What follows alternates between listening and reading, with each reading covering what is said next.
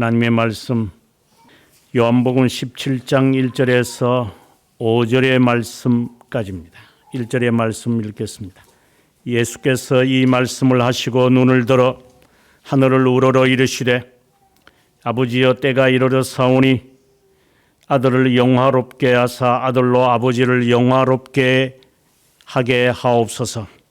아버지께서 아들에게 주신 모든 사람에게 영생을 주게 하시려고 만민을 다스리는 권세를 아들에게 주셨음이로소이다.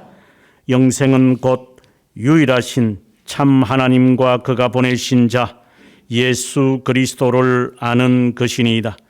아버지께서 내게 하라고 주신 일을 내가 이루어 아버지를 이 세상에서 영화롭게 하여 사오니 아버지여 창세전에 내가 아버지와 함께 가졌던 영화로서 지금도 아버지와 함께 나를 영화롭게 하옵소서. 아멘. 성경에 기록된 그 가운데서 예수님의 기도가 가장 길게 기록되어 있는 성경입니다. 오늘 우리가 읽었던 1절에서 5절의 말씀은 하나님과 예수 그리스도의 관계에 대한 기도입니다. 그리고 6절부터 19절까지는 지금 이 기도를 듣고 있는 제자들을 위한 기도입니다. 그리고 20절에서 26절의 말씀은 이 기도를 들을 우리들 그리고 오고 가는 무수한 미래의 하나님의 자녀들을 위한 기도입니다. 저는 이 기도를 읽을 때마다 또 읽고 새길 때마다 마음에 먹먹해집니다. 성경에 이렇게 자세하게 예수님의 기도가 기록되지 않았기 때문인데 우리를 위해서 중보하고 계신다라는 것을 우리가 잘 알고 있는데 그 중보의 내용이 어떤 것들인가 라고 하는 그 내용이 여기에 잘 나타나 있기 때문에 오늘의 이러한 기도의 내용은 읽을 때마다 우리의 심정을 차분하게 만들면서 다시 한 번 더 의지를 추스리도록 만드는 기도라고 저는 봅니다. 그래서 우리의 기도가 이와 같은 기도의 형태로 흉내라도 냈으면 좋겠다 하는 마음을 가져봅니다. 왜냐하면 하나님은 영원하신 분이시기 때문에 우리가 무슨 기도를 하더라도 그 기도는 하나님의 뜻을 변화시킬 수는 없습니다. 만약에 변화시킨다고 우리 지성님은 감천이다라는 식으로 하나님의 영원한 뜻을 변화시킨다면 하나님을 믿어야 할 이유가 없습니다.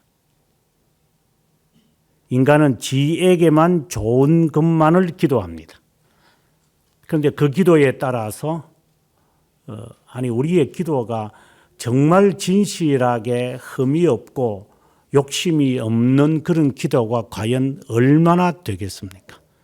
너희가 기도하여도 응답을 받지 못하는 이유가 뭐냐라고 야고보 사도가 3장에서 말씀을 할 때의 의미는 너희의 손과 너희의 생각이 이기적이고 죄 때문이 아니냐 이렇게 이야기를 합니다.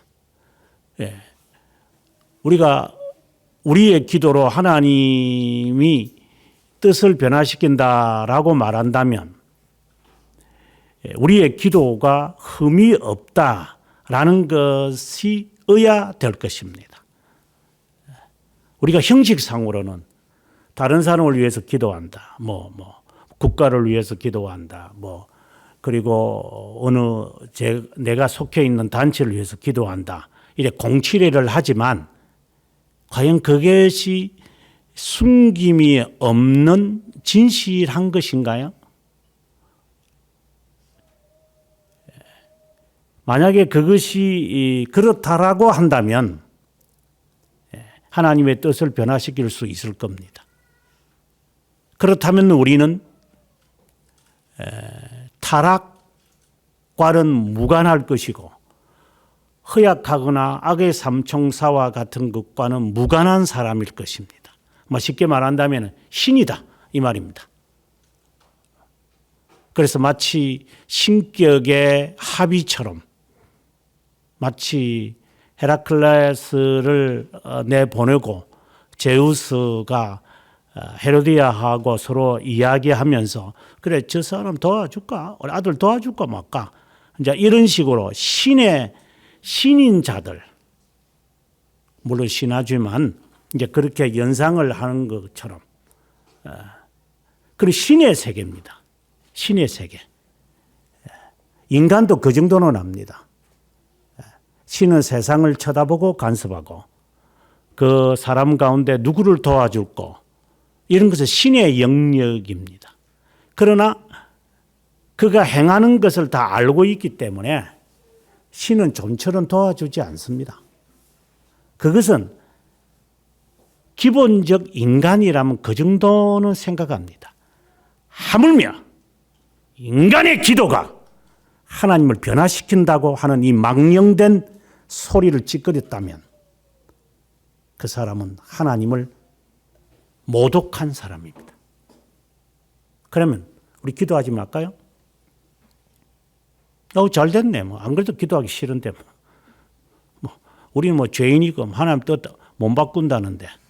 내가 기도해서 뭐 하겠나? 그 사람은 잔인한 인간입니다. 그야말로 너는 유기된 자일 거다. 하나님이 우리들의 기도를 듣지 않으신다. 우리의 손에 피가 있다.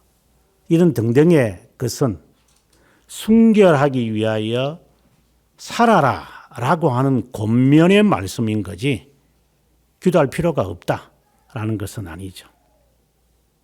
다시 본래의 내용으로 돌아와서 우리가 아무리 기도한다 하더라도 하나님의 뜻은 안 바뀝니다. 그것은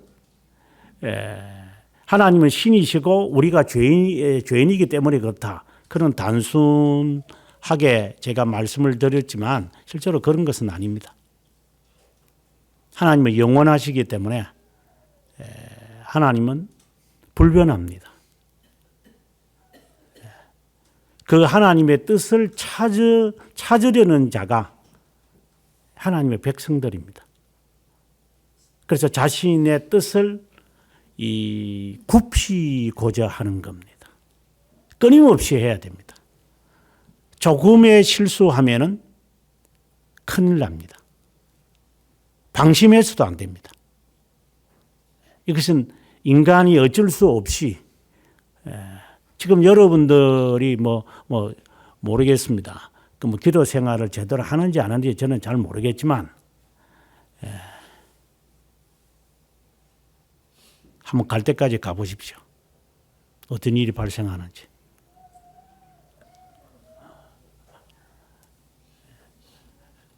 끝내 하나님의 자녀라면 하나님이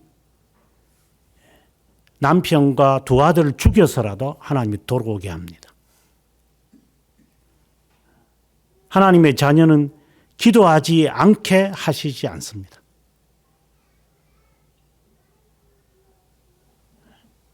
그 무수한 세월 기도 안 해도 별로 좋은 일도 안 생기고 나쁜 일도 안 생겼는데 해도 안 해도 비슷한 거 아니야? 그렇게 살아보십시오. 그건 여러분의 자유의지입니다. 하지만 하나님의 자녀는 그렇게 하지 않습니다.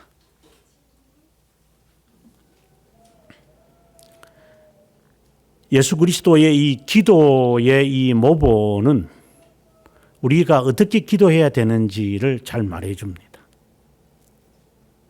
오늘 1절에서 5절의 말씀을 읽었는데 제자들을 위하여 기도하는 내용과 우리들을 위하여 하는 기도의 내용은 제가 지난번 신약 성경을 반복할 때 한번 했던 것으로 기억이 납니다. 그래서 오늘은 앞부분에 하나님 신격 간의 대화죠.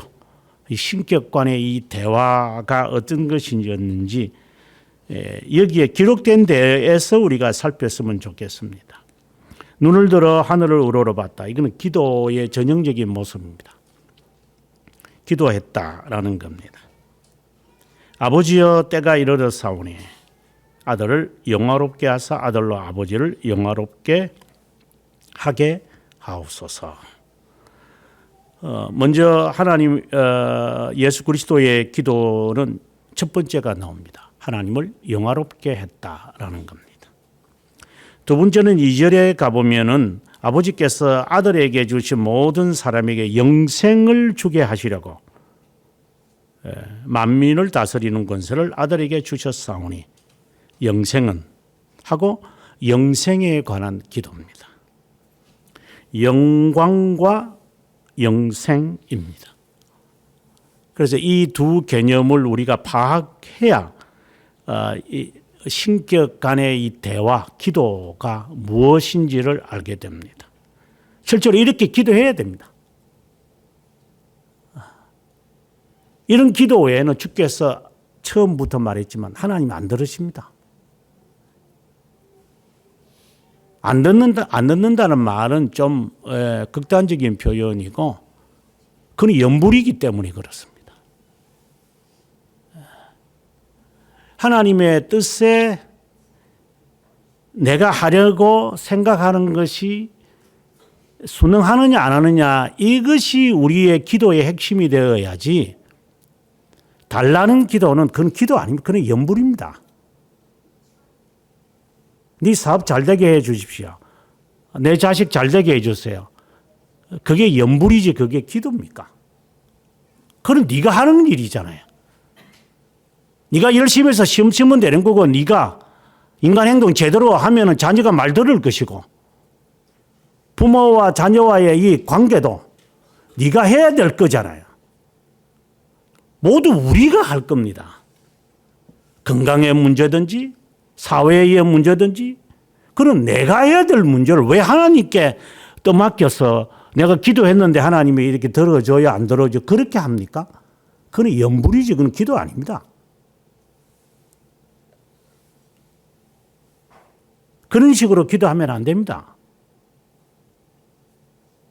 주님께서 가르쳐 주신 기도의 내용에도 보십시오. 어떤 내용이 있습니까? 거기에 내가 너희의 세상의 재판관으로 삼았느냐? 내가 재산 나누어 달라는 이야기를 예수님께 이야기하니까 예수님이 내가 그것 때문에 여기 왔느냐? 그럼 네가 알아서 할 거잖아. 네가 안 가지면 되잖아. 저렇게 악랄하게 달라고 하는데 그럼 줘버려라 그냥. 그거 주기 싫으니까. 손해보기 싫으니까. 왜 그걸 하나님께 갖다 맡기죠? 제가 전에 정말 수차례 이런 말을 했는데 학교에서 그런 아이들이 그런 권면을 많이 부탁을 하면 기본적으로 학생들이 교수님 만나러 오는 게 굉장히 힘들게 만납니다. 그래서 이제 몇 시부터 몇 시에 이제 내가 여기 연구실에 있으니까 그때 만나러 오라 하고 이렇게 통제해 놓으면 이제 거기에 지 이름을 써서 이제 아이들이 밖에 기다리곤 합니다. 그래 힘들게 만납니다. 뭐 교사하고 앉아가지고 뭐 땅 따먹기나 뭐 밥 먹는 그래 쉽지 않습니다. 그 아이들하고 잘 안 합니다. 그 시시끌끌한 이야기 들으려고 학생들하고 앉아서 이야기하겠어요? 뻔한 이야기거든요. 학생들이 하는 이야기는. 제가 지금까지 살펴봤을 때 학생들이 하는 이야기 뻔한 겁니다. 뭐 진지하게 인생에 대해서 이야기하는 학생 별로 없습니다. 그러니까 지도 아니까 교수님 만나는 게 조금 부담스러워요. 그런 핫 이슈를 가지고 이야기를 교수하고 해야 될 게 아니니까. 그래서 시간을 만들어서 교수하고 만나면 정말 진솔하게 이야기합니다. 그 짧은 시간이기 때문에. 그때마다 제가 그럽니다. 네가 결정을 하고 난 다음에 내게 와서 권면을 듣는 거냐, 아니면 내 권면을 듣고 결정을 하려고 하느냐, 미결정이냐 결정인 거냐. 그부터 이야기하고 진행하자. 네가 결정을 했는데 내가 말해도 무슨 소용이 있겠냐고. 어차피 너는 할 거잖아. 그리고 어차피 안 할 거잖아. 그럼 아이들이 반색을 합니다. 갑자기 막 이게 어쩌지를 모릅니다. 우리가 결정을 하고 대화를 시작할 수 있어요. 그건 대화가 아니죠. 통보죠. 어차피 진을 할 거잖아. 그따위 식으로 하나님께 나서면 안 됩니다. 저는 마음을 정했습니다. 그래서 여기서도 조금 저기서도 조금 이사야 선지자가 하는 것처럼 여기서도 조금 저기서도 조금 이렇게 모아가지고 자신의 아성을 만들어서 자신의 합당함과 자신의 정당함을 사람들은 표출해냅니다. 잔재주를 부리죠. 우리는 하나님께. 다시 말하지만 방금과 같은 이런 이야기들은 염불입니다. 그것은 인간과의 대화에서도 싫습니다.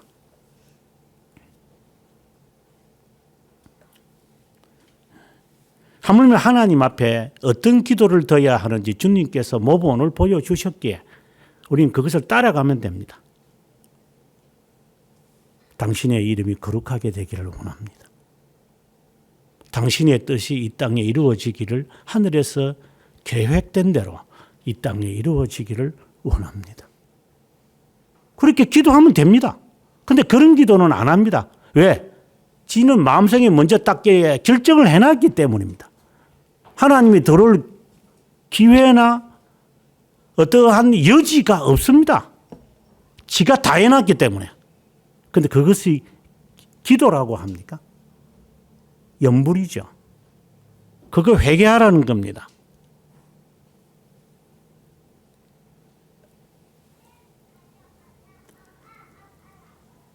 신격의 대화에서 하나님 아들은 하나님 아버지에게 순종의 면을 말합니다. 내가 아버지를 영화롭게 했습니다. 아버지요, 저를 영화롭게 5절에 가서 4절에서 내가 아버지를 영화롭게 했습니다. 5절에 창세전에 영혼을 말합니다. 내가 하나님과 아버지와 가졌던 그 영화로서 지금 저를 영화롭게 하옵소서, 이 말을 합니다. 이 영화롭다라는 건 영광의 인간의 제일 되는 목적이라고 말하는 새 내용은 궁극적으로 들어가면은 하나님의 자기 계십니다. 하나님을 나타냈습니다. 이 말입니다. 예수 그리스도를 통하여 하나님이 어떠한 분임을 사람들에게, 하나님을 본 적이 없으니까 사람들이. 그래서 하나님을 알지도 못하니까 그냥 들은 대로 아는 대로 그렇게 이렇게 합니다, 사람들은. 그래서 여러 모양으로 여러 방면으로 하나님에 대해서 알려줘도 사람들이 그거 잘 안 믿습니다. 그래서 그분 스스로가 세상에 오신 거죠. 이렇게 내가 아버지를 영화롭게 했다, 이 말은 하나님이심을 사람들에게 어떠한 분임을 내가 계시했습니다. 그런데 그 계시가 너무나도 잔인합니다. 기적으로 했다, 천둥소리로 했다, 그리고 땅이 갈라지게 했다, 이렇게 해서 하나님의 형체는 보이지 않는데 무슨 놀라운 어떠한 위험한 어떠한 힘이, 세력이 있으면 사람들은 꼼짝 못하죠. 예를 들어서 지금 이렇게 캄캄한데 지금 밤 9시가 다 돼 가는데 갑자기 환해져 버렸다. 그러면 이거는 기적입니다. 이거 어떨지 모릅니다. 그렇게 꿈으로나 계시로나 이적으로 주님이 보이셨다가 이제 자기 스스로가 인간으로 오신 이 모습은 인간들이 싫어하죠. 왜? 하나님을 그렇게 생각을 안 했기 때문입니다. 나름대로 만들어 놓고 나름대로 생각을 하고 나름대로 알고 있는데 왜 하나님이 인간으로 오셔가지고 그럼 30년 동안 뭐 했는데? 왜 부모 밑에서 저렇게 일하고 있어? 그 어릴 때부터도 신성이 있으신 분인데 능력으로 행하지. 그리고 왜 사람들이 자기를 배반하지? 그거 가만히 놔도 이렇게 자기 나름대로 하나님을 다 생각합니다. 우리도 마찬가지입니다. 하나님이 어떤 분이냐를 우리 나름대로 다 생각하면서 살아갑니다. 이제 하나님이 인간의 모습으로 오셨는데 그 하나님으로 보죠. 이제 또 인간으로 취급해 버립니다. 네가 하나님이야? 참 무슨 소리 하고 있어. 아니 하나님이 나사렛 동네에서 태어나 무식하고 무지한 그 동네에 저놈을 죽여버려야 되겠다. 하나님이 오셔도 사람들은 어두움에 있기 때문에 빛을 싫어합니다. 진실을 좋다고 하지만 사람들은 진실을 딱 갖다 대면 다 싫어합니다. 우리도 마찬가지입니다.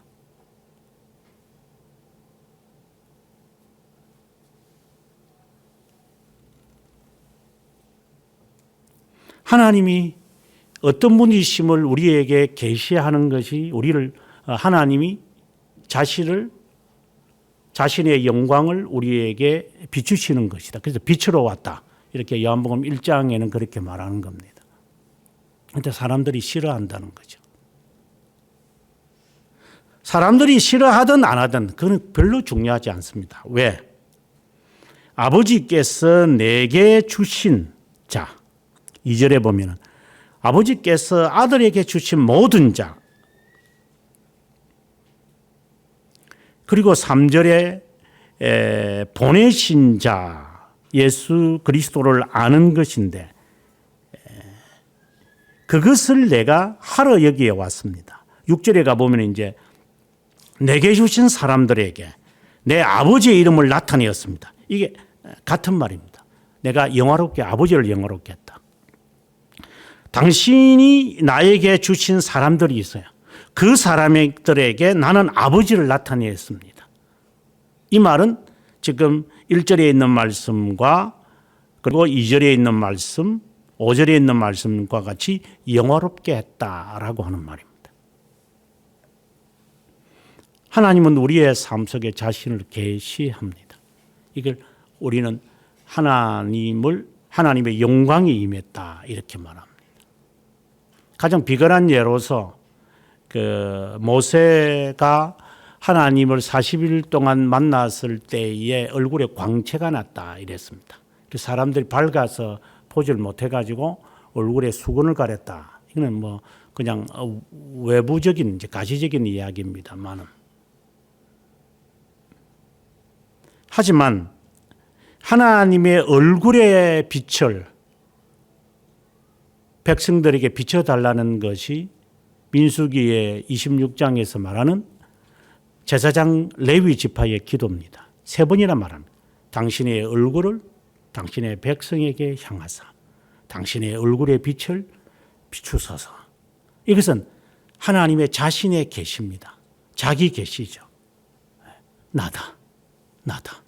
그래서 하나님에 대하여 빛을 받는 것처럼 마치 어두움에서 밝아지는 것처럼 그래서 이것을 영광이라고 표현하는 겁니다. 이 영광의 찬란함을 이렇게 맛을 보면 맛이라기보다도 그걸 체험했다면 마치 모세가 광채를 바라는 것처럼 그게 반영하게 되어 있습니다. 아버지를 영화롭게 한다, 나타낸다, 아버지께 영광을 돌린다. 우리가 이제 빛을 받은 자로서 이제 하나님께 영광을 돌린다. 하나님을 영화롭게 한다 이 말이죠. 이제 그렇게 할 때는 예수 그리스도처럼 낮아지심과 비참함의 죽으심이 나타나는 겁니다. 그렇게 안 되면 인간은 하나님께 하나님을 영화롭게 못합니다.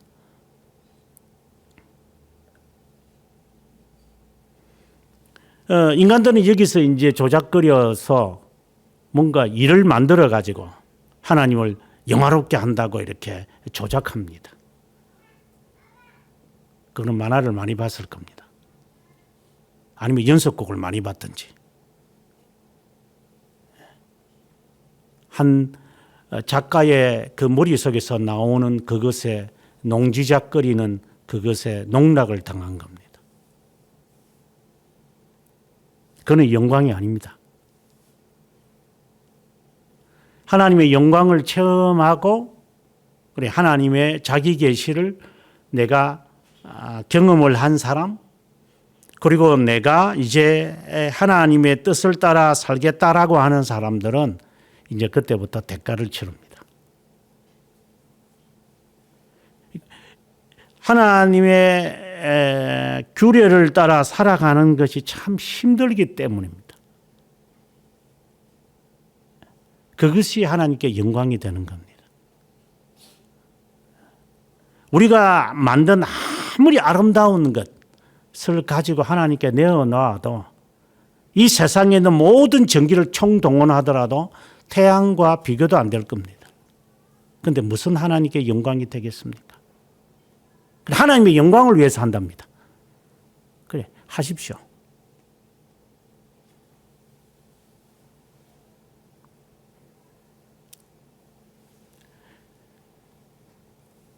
아버지를 영화롭게 했다는 것은 그분의 고난을 통해 하나님의 온전하심을 나타낸 겁니다.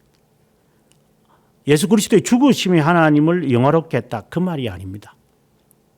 죽으심으로 인하여 하나님의 자비함이 이제 보낸 자, 다시 말해서 하나님의 선택한 자들에게 이것이 계시될 것이라는 겁니다. 이것이 영화롭게 했다라는 말입니다. 그래서 대가를 치르는 겁니다. 참 힘든 겁니다, 실제로. 하나님을 영화롭게 하면서 산다는 게 힘든 겁니다. 그냥 사건 몇 개 가지고 그냥 하나님 기분 좋게 만들면 좋은데 그게 인간들이 만들어낸 그 조작극인데 그럼 재밌잖아요. 그 나머지는 지껏 다 챙겨하고 그냥 일주일에 한 번 가가지고 주님 사랑해요 하고 그냥 설교 한 20분 달랑 듣고 그냥 실컷 놀고 지 하고 싶은 대로 짓거리 다 해놓고 하나님 사랑해요 다음에 또 볼게요 이런 식으로 하는 게 굉장히 우리한테 쉬운 거거든요. 왜 그렇게 살고 있고 그렇게 사는 사람들 속에서 우리는 평생 살 거기 때문에 그게 굉장히 우리한테는 익숙합니다. 그래서 예를 들어서 그 캥거루처럼 평생 엄마하고 살겠어요. 귀찮습니다. 그 자녀 옆에 계속 이리 붙어 있으면 이것도. 지금은 좋아가지고 눈에 넣어도 안 아프다. 눈에 한번 집어 넣어볼까 너. 진짜 아픈지 안 아픈지. 그건 거짓말만 잘합니다. 아픕니다. 눈에 집어 넣지도 못하겠지만. 그런 영화롭게 하는 자세를 우리의 몸에 있기 때문에 하나님을 영화롭게 한다는 이게 고난이라고 하는 이것이 우리에게 잘 와닿지 않습니다. 그냥 멋있는 옷 입고 그 영국 애들 이렇게 보면 영국이 특별히 좀 이렇게 이 거칠애가 참 많거든요. 유럽 애들은 이 박사 가운도 거의 없습니다. 예. 독일도 마찬가지고 프랑스도 그렇고 유럽 북유럽 사람들은 졸업식 할 때 이 박사 가운이 없습니다. 근데 영국 사람, 저도 영국 계통이기 때문에 영국 사람들은 제가 박사 가운데 보면 빨갛고 아주 색깔이 탁 드러납니다. 미국 애들도 그렇습니다. 파랗고 빨갛고 노랗고 막 이랬었습니다. 그 음대 졸업하면 하얗고 분홍색 또 농학 박사학위 받으면 또 이렇게 흑 컬러가 있고 막 하여튼 희한 찬란한 것이 그 영미계통에 있고 유럽에 있는 사람들은 그런 거 안 필요 없습니다. 그냥 이렇게 그냥 정서 하나 딱 주고 그냥 끝나는 겁니다. 축하합니다. 박사 수여식도 없습니다. 그래서 그 유럽에서 박사학위를 받은 후배들 너희들 가운은요? 가운이 없어요. 우리 가운이 없어요. 그럼 뭐 입고 졸업해서 저고리 입고 했어요. 양복 입고 했어요. 그냥 이런 그냥 슈트 입고 그냥 했어요. 이렇게 합니다. 찬란한 것이 멋있게 보이긴 하지만 별로 그게 자신을 말하는 거 아닙니다. 두 번째에서 이제 주님은 영생에 관한 이야기를 합니다. 유일하신 참 하나님과 그가 보내신 예수 그리스도를 아는 것입니다. 이것이 다르게 말하면 그들이 영광을 하나님께 돌립니다. 이것이 영생입니다. 이제 이렇게 이야기를 하십니다. 하나님을 아는 것이라는 말은 예수 그리스도가 하나님이라는 사실을 인정하는 겁니다. 앞서도 제가 말했지만 하나님이심을 인정한다면 우리는 달라집니다. 하나님이심을 인정 안 합니다. 우리는 실제로.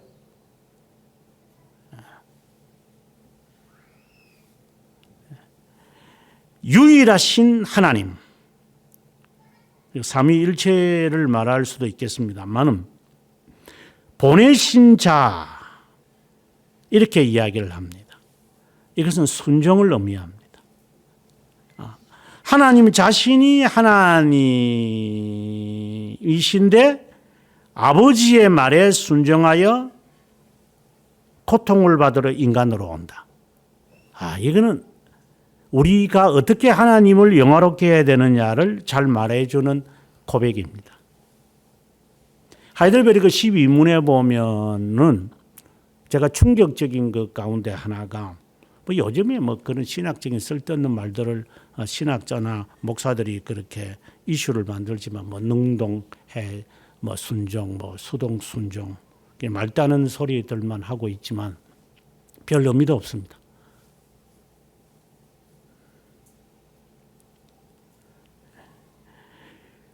십인문에 보면은 하나님이 자신의 정의를 만족하게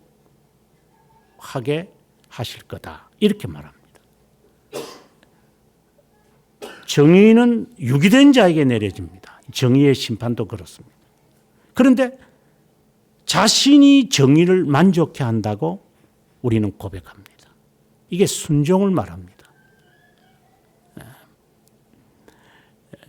인간이 이것을 수용하느냐는 겁니다. 이것은 이제 믿음이라는 것이죠. 이게 수용이니까. 수용은 의적인 것이 아니니까. 하나님의 스스로가 유기한 자들 가운데 살고 있는 사람들을 위하여 주님 스스로가 이 챔피언이 되셔서 내가 죽는 겁니다. 그것을 내가 인정하느냐 이 말입니다. 주님이 나를 위해서 죽으셨습니까? 그거 인정하느냐 이 말입니다. 그 하나님의 순종의 증가가 우리에게 이루어진 거잖아요. 그러면 이제 그 다음부터 이제 우리는 이것을 증명해 내야 됩니다. 하나님이 자신의 사랑을 증명하기 위하여 자신이 죽는 겁니다. 그 요한에서 4장 9절의 말씀입니다. 그러면 네가 하나님을 인정한다면 너 죽어라 이 말입니다.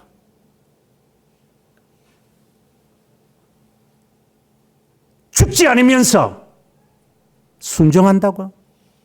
어디다가 거짓말을 하고 있어 이게 그냥. 인간짓 같으면 그냥 아가리를 확 그냥.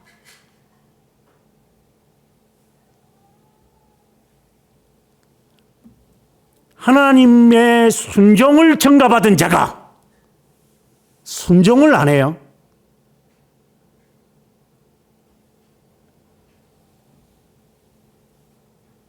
하나님도 율법에 순종을 하고 저주를 받으셨는데 저주받는 게 그렇게 무서운가? 그렇게 잘 되기만 원하냐?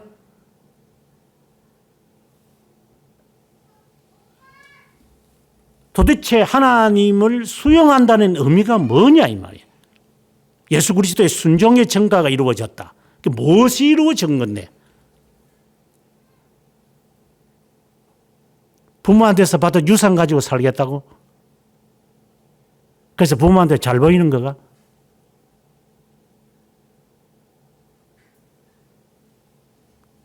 그래서 부모 죽고 난 다음에 그 재산 서로 형제들끼리 나눠 가지려고 혈안이 돼 있나? 아무리 생각은 그럴 거예요. 뭐 그런 거 생각 안 합니다. 우리나라 사람들 가운데 그렇게 생각 안 하는 사람 몇 명이나 있을 것 같습니까? 뭐 부모님이 가난한 사람 같으면 그런 거 생각 안 하겠죠.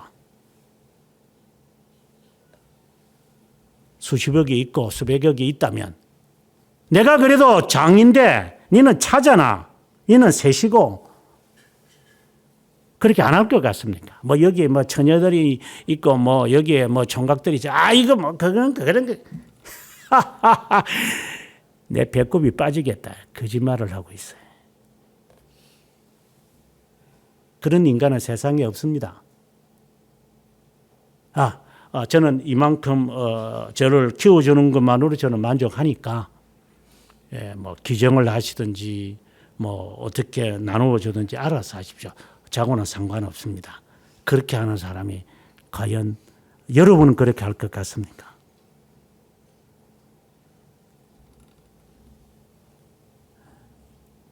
그 마음을 가지고 있는데 주님이 죽음으로 순종으로 그 하나님을 우리에게 계시하셨다는 것을 내가 믿는다면 이제 나도 순종을 통해서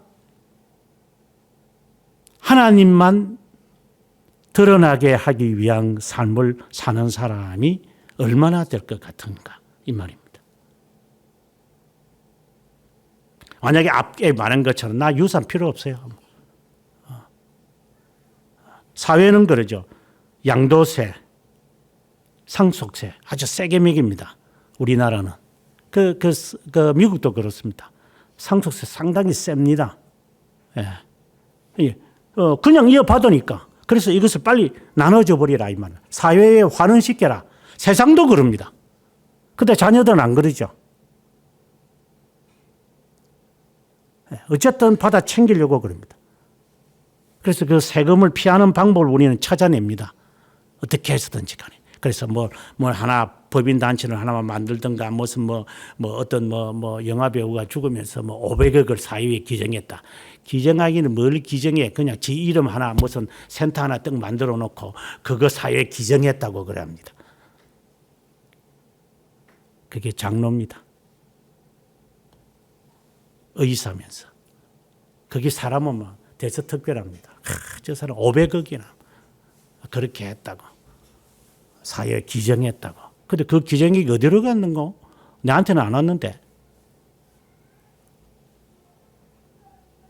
그게 이사에 지 친정을 하나 집어넣었지. 그것도 기증이랍니다. 돈 관리하는 게 지 친척이니까. 이제 그런 식으로 우리는 해서라도, 정말 거기에 있는 그 부스러기라도 얻어먹으려고 하는 우리들입니다.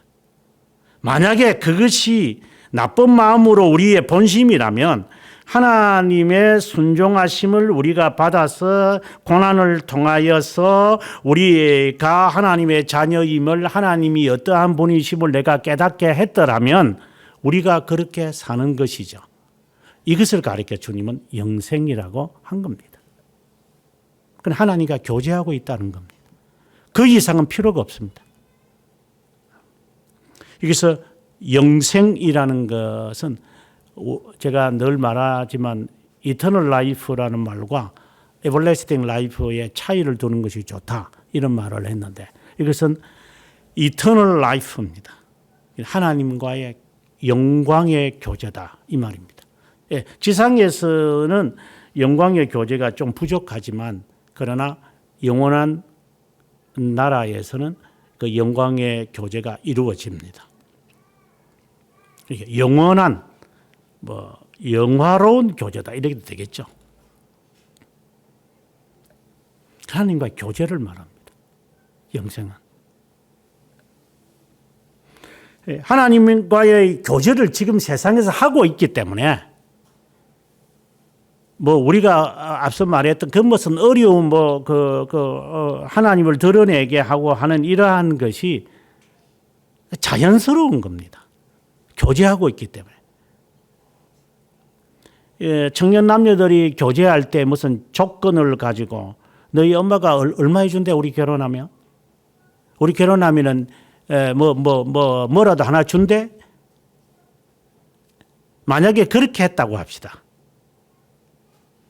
그러면 그 상대방 똑같은 종류 같으면 그런 생각도 안 하겠지. 참 머리가 썩었구나 이러겠죠. 우리는 젊었다. 우리는 맨바닥에서 살아갈 수 있다. 그래 차가운 이 바닥에서 우리 뜨거운 열정으로 할 수 있어. 이게 정상적이지. 부모가 우리 엄마가 좀 해줄 건데 아빠가 해줄 건데 그 머리가 이미 벌써 썩은 겁니다. 그거는.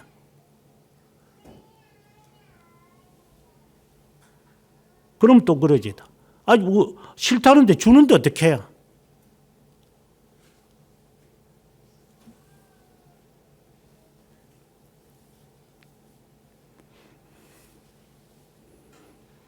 영생은 그분을 아는 것이라고 말씀하시며 그분과 교제하는 겁니다. 알기에 교제하는 겁니다.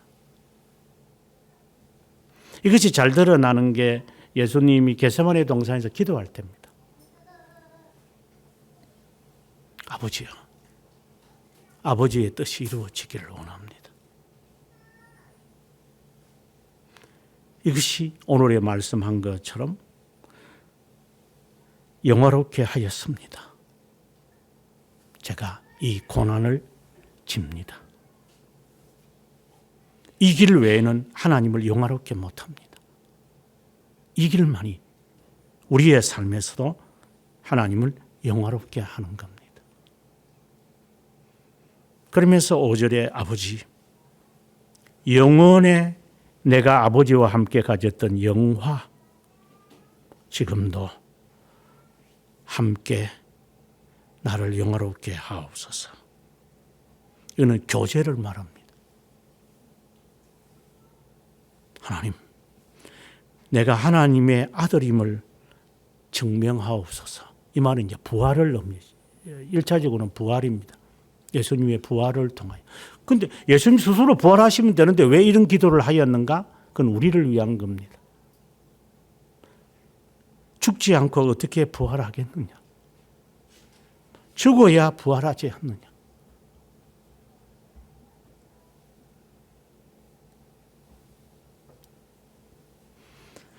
주님은 우리를 위하여 기도하시기 전에 하나님과의 대화입니다. 아버지, 내가 아버지를 영화롭게 했습니다. 이제 저를 영화롭게 하옵소서.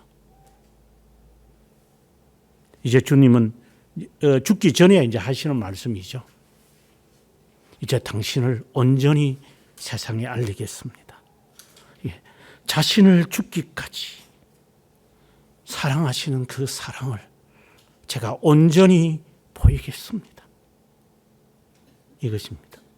이걸 하나님께 영광을 돌린다, 하나님을 영화롭게 한다는 겁니다. 그리고 그것을 받아든 사람들, 그 영화의 빛을 본 사람들은 이제 하나님을 영화롭게 하기를 원합니다. 이것이 영생이라는 겁니다. 간단하게 말하면 빛이 세상에 왔으되 빛이 어둠이 세상을 싫어합니다. 그 말입니다. 여기에 있는 자들만이 아니라 앞으로 주님을 믿을 자를 위하여 제가 기도한다고 주님이 이제 20절에 보면은 이 사람들만이 아니요 그들의 말로 말미암아 나를 믿는 자들을 위하여 제가 기도합니다. 내가 아버지 안에 아버지가 내 안에 있는 이 교제입니다. 이게 영생을 말하는 겁니다. 그리고 난 다음에 22절에 가서 내게 주신 영광을 그들에게 주었다. 하나 된 것 같이 하나 되게. 그래서 영생은 교제를 말하는 것을 주는 겁니다. 마지막 24절에 가서 아버지 내게 주신 자도 내 있는 곳에 나와 있게 해 주십시오. 창세 전에 내가 아버지와 가졌던 그 영광 5절의 말씀을 이제 마지막으로 갖고 옵니다. 창세 전에 나를 사랑하심으로 내게 주신 내 영광 그들로 보게 하옵소서.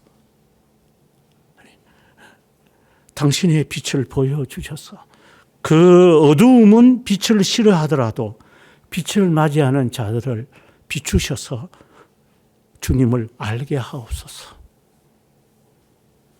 어려우신 아버지, 세상은 당신을 모릅니다. 나는 아버지를 압니다. 그들도 아버지를 알게 하옵소서.